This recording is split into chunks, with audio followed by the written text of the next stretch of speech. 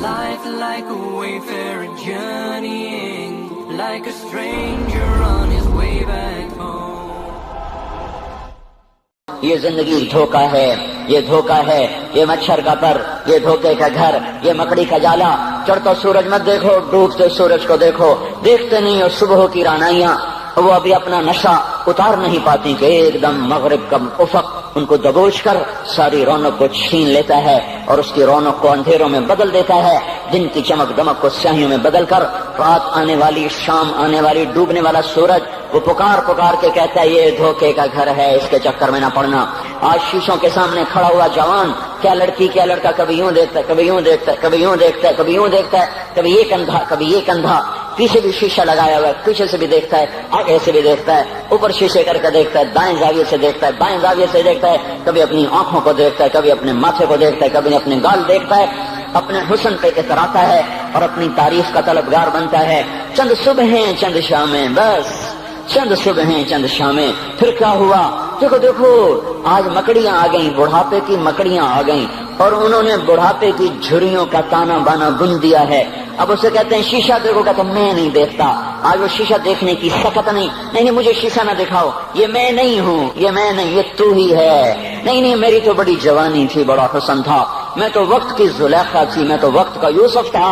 تو آج دیکھ تو صحیح تیرا ہی چہرہ ہے. یہ جھریاں کہاں سے آئیں؟ یہ بڑھاپے کی مکڑیوں نے کس وقت حملہ کیا؟ تو نے تو بڑے زور لگائے تھے کہ بڑھاپا نہ آنے پائے، چہرے کی رونق نہ جانے پائے.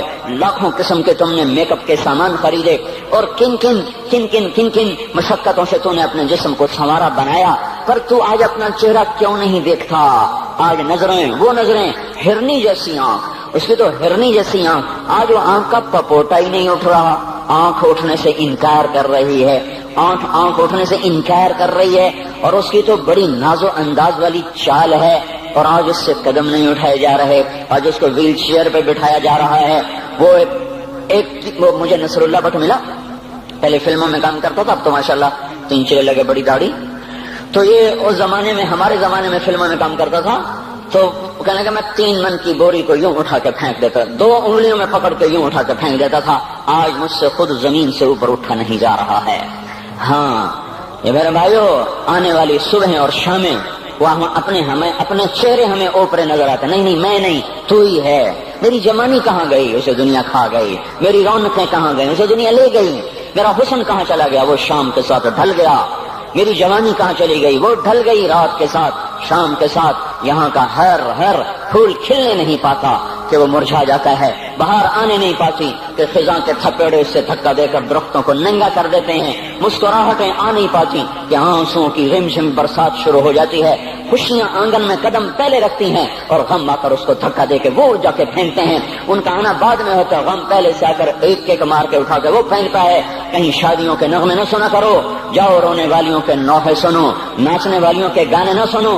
بین کرنے والیاں ان ماؤں کے بین سنو جن کے جوان لال ان کی آنکھوں کے سامنے میت بن کے پڑے ہوتے ہیں. ان عورتوں کے نوحے سنو جن کے جوان خامن ان کے سامنے چھوٹے بچے چھوڑ کے جا کر قبر کے کا سفر شروع کر رہے ہوتے ہیں. ان باپوں کے جا کے ان کی غم گیز داستانیں سنو میرے بھائیو، جو خود کہتے تھے یا اللہ مجھے موت دے دے، وہ بیٹھا سسک رہا ہے اور جوان بچہ کندھوں پہ اٹھا کر وہ جنازہ قبر میں لے جایا جا رہا ہے. یہاں کے راگ نہ سننا، دھوکہ کھا جاؤ گے. یہاں کے ہوٹلوں میں نہ جانا، وہ سب دھوکہ فریب ہے، مسکراہٹیں دھوکہ ہیں. اور یہاں کے ہوٹل وہ ایمان کو برباد کرنے کے اڈے ہیں. وہاں نہ جانا، وہاں ہر چیز مصنوعی ہے. لوٹ کے قبرستان جانا، شکستہ قبریں، ویران قبرستان، ٹوٹی ہوئی قبریں، اکھڑی ہوئی قبریں اور جھکی ہوئی قبریں، بوسیدہ قبریں، دھنسی ہوئی قبریں. ہائے ایک قبر کہے گی میں بھی کبھو کسی کا سر پر غرور تھا. میں مینی شریف کے قبرستان سے گزر رہا، ایک جگہ فاتحہ پڑھنے جا رہا، میں قبرستان کے درمیان سے گزرا تاکہ قرآن پڑھتا ہوا دائیں بائیں سب کو ایصال ثواب کرتا جاؤں. اللہ کی قسم میں نہیں جانتا کون ہے کیا ہے. ایک قبر نے میرے پاؤں روک لیے، اس کی بے بسی نے، اس کی حسرت نے، اس کی بوسیدگی نے، اس کی اداسیوں نے، اس کے غموں نے میرے پاؤں روک لیے. میں تو اپنے دھیان میں جا رہا ہوں، میرا اپنا عزیز ہے، میں اس پہ فاتحہ پڑھنے جا رہا ہوں. مجھے نہیں پتا کون مرا ہوا ہے، پر اس کی قبر کی ویرانی نے، بوسیدگی نے، اوئے ہوئے میرے پاس الفاظ نہیں، میں کیسے وہ نقشہ بیان کروں کہ چلتے ہوئے قدم میرے رک گئے اور میں ایسے کھڑا ہو کے قبر کو دیکھنے لگا. اور میں بے ساخت مجھے یوں لگا جیسے قبر کا ایک ایک ذرہ کہہ رہا ہو ادھر بھی کچھ پڑھتے جاؤ، یہاں کوئی کبھی نہیں آیا۔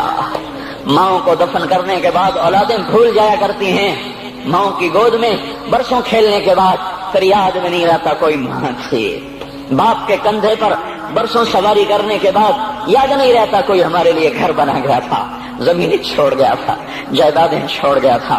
وہ ایک محرم میں چلے جاتے ہیں، اگر یہ رسم نہ ہوتی تو شاید کوئی قبروں پہ بھی نہ جاتا۔ اپنی مصروفیتیں، جب آدمی خود باپ بنتا ہے باپ بھول جاتے ہیں، جب خود بچی ماں بنتی ہے مائیں بھول جاتی ہیں، جب اپنی دوستیاں بنتی ہیں بھائی بھول جاتے ہیں۔ کون مرے ہوئے کو یاد رکھتا ہے؟ یہ فنا کی جھوک ہے، مٹ جانے کا مقام ہے، کوئی کسی کو یاد نہیں کرتا۔ حضرت علی نے فرمایا تھا حضرت فاطمہ کو دفن کرنے کے بعد لكل اجتماع من خليلين فرقة وكل الذي قبل الممات قليل۔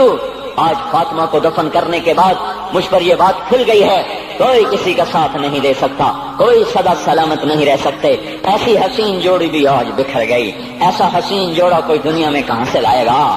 ایسا جمال کوئی کہاں سے لائے گا؟ ایسی جوڑی کوئی کہاں سے لائے گا؟ علی و فاطمہ کی جوڑی کوئی دکھائے تو صحیح، کوئی نبیوں کے بعد کوئی ایسی جوڑی بنی ہو، لیکن آج یہ جوڑی ٹوٹ گئی۔ 24 سال کی عمر میں فاطمہ جدائی دے گئی، 24 برس کی عمر میں جدائی دے کے آ رہی۔ ہاں لیکن بھائی ان کا تو مرنا بھی زندگی تھا پانی کے لیے۔ تو حضرت علی فرما رہے ہیں آج دیکھو ان افتقادی فاطمہ بعد احمد دلیل علی اللہ یدوم خلیل۔ آؤ دیکھو میں نے انہی ہاتھوں سے محمد مصطفیٰ کو قبر میں اتارا تھا، آج انہی ہاتھوں سے میں نے فاطمہ کو اتار دیا۔ آج مجھ سے کہ دنیا کا دھوکہ کھل گیا ہے، مجھے پتہ چل گیا ہے کہ یہاں کوئی دوستی سلامت نہیں رہ سکتی، کوئی گھر آباد نہیں رہ سکتا۔ کل بیت وإن طالت سلامتها یوم ستدرکها النکباء والحباب۔ او میرے بھائیو، کوئی گھر کتنا آباد رہے سلامت رہے، ایک دن آتا ہے کہ مکڑی کے جالوں کے سوا وہاں کچھ نہیں ہوتا، ہواؤں کی سنسناہٹ کے سوا وہاں کچھ نہیں ہوتا۔ اللہ کا واسطہ دیتا ہوں فیصلہ آباد سے دھوکہ نہ کھاؤ، اس کے بازاروں سے دھوکہ نہ کھاؤ، ہوش میں آؤ، ہم غلط جا رہے ہیں۔ اور میرے بھائی اگر مر کے اللہ کے پاس جانا ہے تو اس زندگی سے واپس آؤ، میں اللہ کا اس کے رسول کا واسطہ دیتا ہوں۔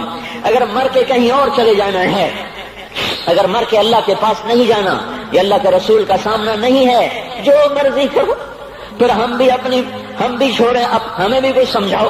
ہم کیوں بول کے گلے کی ایک ایک رگ میں درد اتار بیٹھے؟ گھر چھوڑ سارا وجود ہڈیوں میں درد اتر گیا ہے، تو کچھ ہمیں بھی راستہ بتاؤ کہ یہ راستہ ہے، اس پہ موج میلہ بھی ہوگا، اللہ بھی نہیں ملے گا۔ آؤ ہم سب تم پھر ہم بھی مل کر تمہارا ساتھ دیں۔ ہم کیوں ایسے کھاری اٹھائے ہوئے در کی ٹھوکریں کھاتے پھر رہے ہیں؟ میرے بھائیو، اور اگر ایسا کوئی راستہ نہیں ہے، اور میں بتا رہا ہوں کوئی نہیں ہے، میرے پاس کوئی مضمون نہیں بیان کرنے کو۔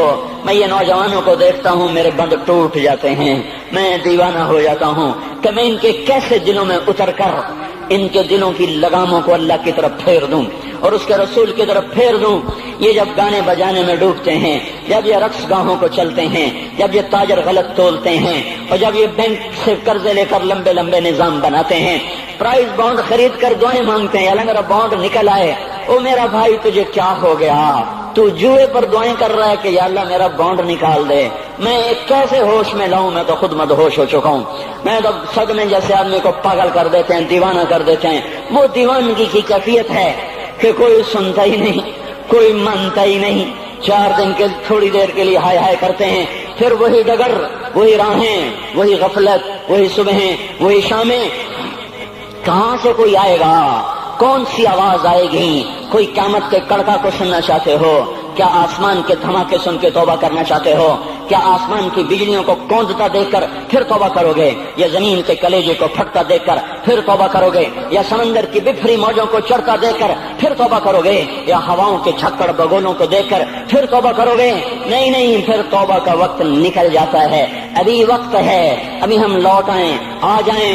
قبروں کی وہ سیدگی یاد کرو، قبروں کے اندھیرے یاد کرو۔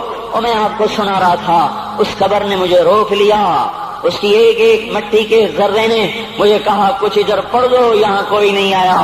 ہاں کوئی نہیں آیا کرتا، یہاں علی فاطمہ جدا ہو گئے، باقی کون ہمیشہ رہ سکتا ہے؟ اور جب جدائیاں ہوتی ہیں پھر کیا ہوتا ہے؟ كأن لم تكن بيني وبينك خلة ولا حسن ود مرة في التبادل. پھر ایسا ہوتا ہے جب جدائیاں ہو جاتی ہیں پھر یوں ہوتا ہے کہ جیسے کبھی کوئی آیا ہی نہ تھا، کوئی مل بیٹھا ہی نہ تھا، کوئی ماں نہ تھی، کوئی باپ نہ تھا، کوئی بھائی نہ تھا، کوئی سنگی نہ تھا، کوئی ساتھی نہ تھا. اس طرح انسان بھلا دیتا ہے اپنے جھمیلوں میں گم ہو کر، ہنسی مذاق میں گم ہو کر. میں اس قبر میں کھڑا پڑھتا جا رہا ہوں، پڑھتا جا رہا ہوں، پڑھتا جا رہا ہوں. اس کا کتبہ ٹیڑھا ہو چکا ہے زمانے کی گردش نے اور ماضی کے بے رحم گردش نے اس کے سارے کتبے کو کالا کر دیا تھا. مجھے تجسس ہوا، میں دیکھوں یہ ہے کون جس کی قبر نے مجھ جیسے اجنبی کو رونے پہ مجبور کر دیا اور مجھے کھڑا کر دیا. میں قریب ہوا، میں نے جھاڑا تو پر لکھا ہوا تھا اللہ اکبر، رستم ہند امام بخش. رستم ہند جس کے لیے مہاراج قالین بچھاتے تھے، جس کو ہاتھیوں پہ سوار کروا کے لایا جاتا تھا، جس کے آگے پیچھے ڈھول بجتے تھے. اور جیسے آج کل یہ کرکٹ کے کھلاڑیوں کے آگے پیچھے خلقت ہوتی ہے، یہ وہ دور تھا جب پہلوانوں کے آگے پیچھے خلقت ہوتی تھی. آج اس کی خبر ویران ہو کر کہہ رہی ہے کوئی ادھر بھی تو پڑھ کے جب چلتا جائے، کوئی یہاں بھی تو کچھ تحفہ دیتا جائے. میرے محترم بھائیو، جب موت آئے گی تو کوئی اولاد یاد نہ کرے گی. سبسکرائب کیجیے ہمارے چینل اور دبائیے بیل کا آئیکن تاکہ آپ کو ریگولر نوٹیفیکیشن اپڈیٹس مل سکیں.